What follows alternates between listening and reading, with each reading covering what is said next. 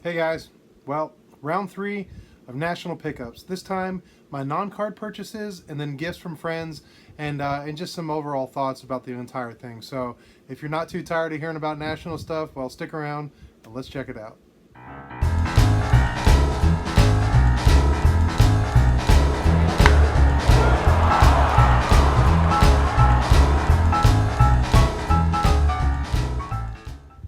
So I've already put out 2 videos of the different cards that I was able to buy at the National, and I'm just still blown away. And I've been getting tons and tons of comments of people congratulating me and just in awe that I could possibly get that nice a card. Now, people have just been so kind, and it was the same excitement that I felt when I was there at the National in Cleveland, walking around when I would show somebody I barely knew or only knew through a channel. They were so legitimately and genuinely excited. Well, I'm feeling that through the comments of all you guys that are watching this and reliving whether you were at the National or not. And that excitement just continued on. And, I didn't mention this in the other 2 videos, but I wanted to say something.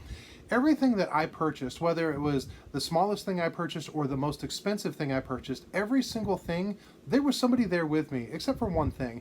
And it was okay that there was nobody there, but somebody was with me every single time. When I purchased the Ted Williams card, which is over here, Dom was with me, and Rick was with me, and when I got the Cracker Jack card, Rick gave that to me, or didn't give it to me, but we made the deal, so I was with Rick. I talked about the story of Sammy and Dom, and well, Jake disappeared by then, but Sammy and Dom, coming with me and helping me sort of negotiate the final thing on that Jimmy Fox card.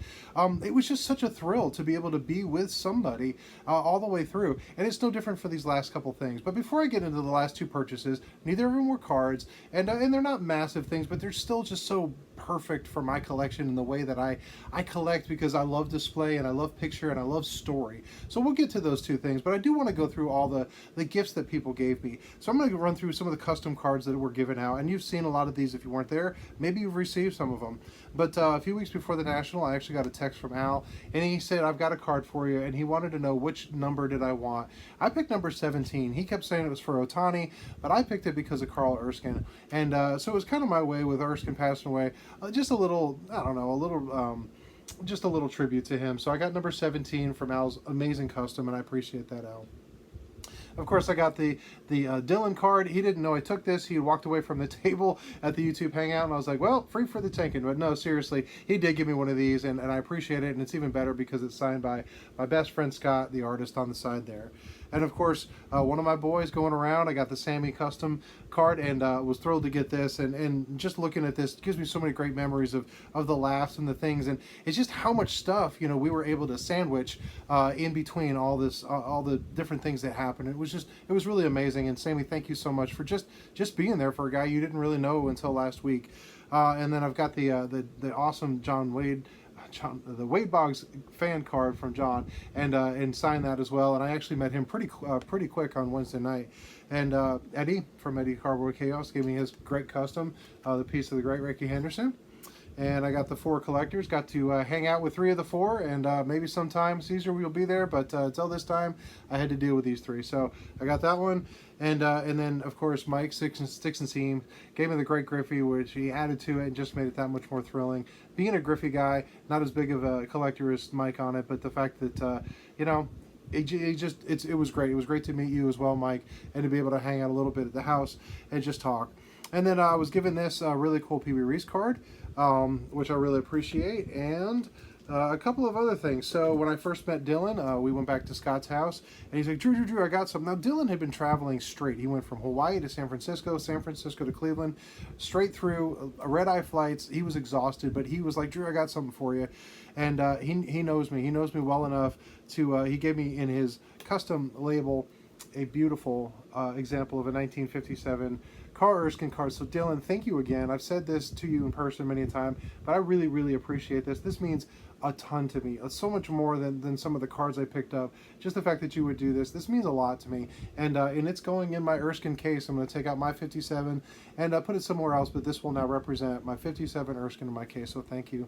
And I also was able to meet Hammer 44, and he gave me this beautiful custom label that he made, and he personalized it of where he got the card, when, and the fact that he gave it to me in Cleveland.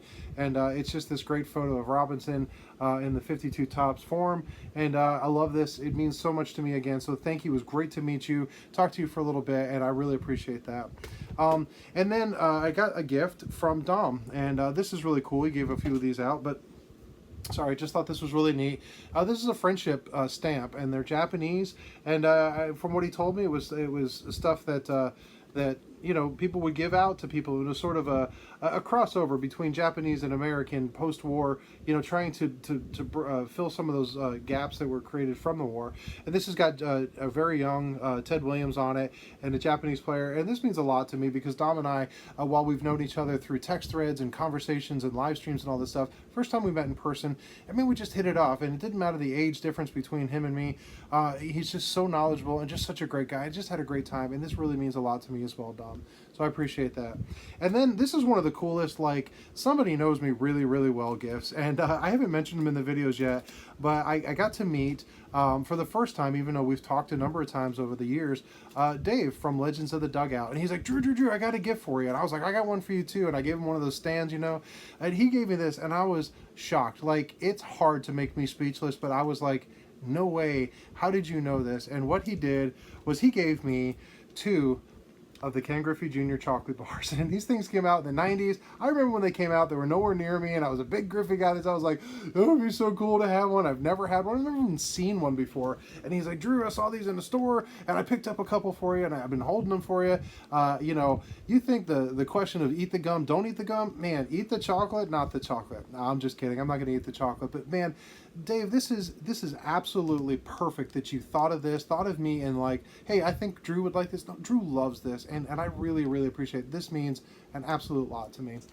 So I really appreciate that. And I know there was other things that were given, conversations, but I do want to mention one thing. So on Wednesday night after the show, we went over to the Misfits house. We're hanging around, and there's a guy there that you may or may not know. So I'm going to put a link down. If you don't know his channel, please go sub to him. He and I have talked through comments, but to get to meet him was just a thrill.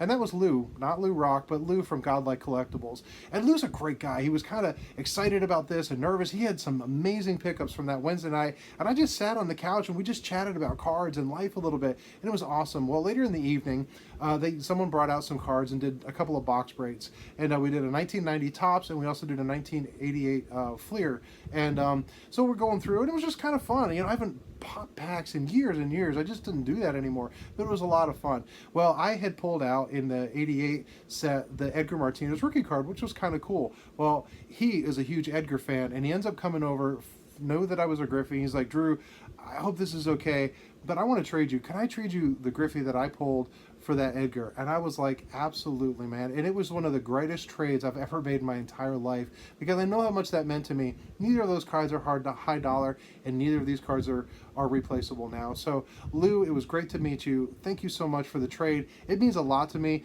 And man, enjoy that Edgar Martinez card. Go check out Lou's channel if you haven't already. So on to the couple of purchases I made. So, I was there for cards and everything else, but I love quirky, odd stuff. And one of the things I made, I was actually walking with my friend Jared from Average Braves Fan, and we just went by this booth. We're pretty exhausted at this point. I had actually just walked with him, and he picked up a great, beautiful card, and I was there for him. He asked my opinion. It was great. I'll go watch his channel, and he'll show it at some point. Whoever loads a video. But we were walking by, and there was this booth of like odds and ends and quirky little things, and I picked this thing up, and I was like, this is so cool. And the price tag was pretty cheap, and this is exactly what I'm looking for when it doesn't come to cards. When there's no cards involved, this is exactly what I love. And what I was able to find, and some of you guys saw it at the show, is this. I don't know the year. I think it's original. It may be a replica, but I don't really care. But what it is an antique, solid cast iron piggy bank, baseball piggy bank. And this thing was just so cool. And what you do is you load the coin in the pitcher's arm, and you cock it back, as you can see. And the catch is kind of broken, but there it goes. And there's a button back here. When I push the button, he chucks it in. The little, you can't really see it with the shadow, but the chest protector moves for the catcher, throws it in, and it's a piggy bank. And when I got it, the batter didn't work, but I took it apart and carefully got the action of the catcher moving up and down, as well as the batter. And I absolutely love this thing. And this is just so cool. This is so me, and it was $50, and it was the best $50 I probably spent because this is so my collection.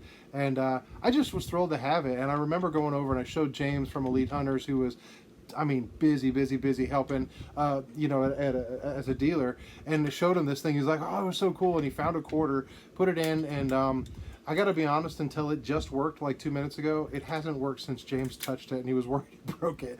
But when I took it apart, I saw that the action inside is actually worn down to where it's not going to work all the time. So James, it's fine. It's still cool. I love this thing, and it's just great. So this is one of the things I got, and I was able to get it with my one of my best friends, Jared. He was there with me, and he knows my collection. He's been in this room many times, and he knows this is perfect for me. So this was a great piece. And then the final piece I got, and it was right at the end. I didn't have much money left. I didn't care. I wasn't trying to spend every penny, but I was walking around with Mike from Scoots Collectibles and with Joe from Four Soft Corners, and we were helping. I was actually helping Joe try to find another musical piece, and we're walking around, and he points into a case. He's like, "What is that?" Well, he didn't know what this piece was. I was like, "Oh, I knew all about it." So I was telling him about it and seeing, what he thought about it. And he's like, "Drew, I think I'm going to pass. It's really cool," but he was focused on getting some other pickups. So he passed on it. And when he did, I went to the dealer and I said, "How much do you have on this thing?" And I think he had $125. Well, I had $85 left. And I was like, "Man, I love this piece. I think it would be really cool. I've got $85 left." And I literally pulled that out and I fanned it. I said, "This is all I got." And he's like, "Is it for you?" And I said, "Absolutely. This is going to just finish out my national experience." And he's like, "You know what? I'll do the deal." And he made the deal for me. And I don't know if this is even a great price. I could have been ripped off. I don't care, because I was with Joe, I was with Mike, and we had a great time. And this is memories here. But what I was able to pick up was the 1952 Musial Wheaties premium tray. And it's beat up and it's rusty. And you know what?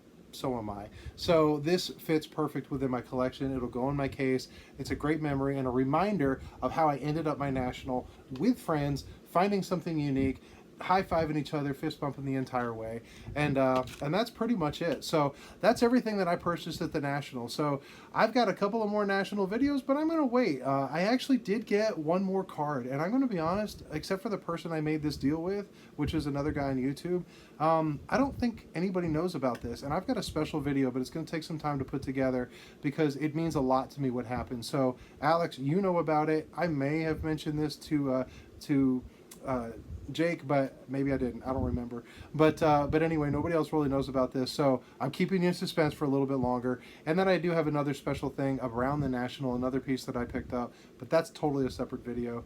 And anyway, I appreciate the journey. For all you guys who stood through my rambling, listening on and on, guys who bought the stands and helped me afford some of this stuff, who just walked around with me, talked with me, when I was there for your stuff or you were there for mine, it means so much to me. The thrill of being able to walk the show, stand next to somebody who you know, and just be able to understand the excitement that they had and what they're picking up, or for them to understand your excitement, even if it's not within the realm of what you collect. That's what makes this hobby so much more than just collecting things. It makes it sharing and the experiences that we all have. So once again, thank you so much. If I met you there, I really appreciate just being able to be with you. If I didn't get a chance to meet you, I'm sorry. Maybe next time. Reach out to me. Leave in the comments, what do you think about some of this stuff? And but until next time, you guys be good.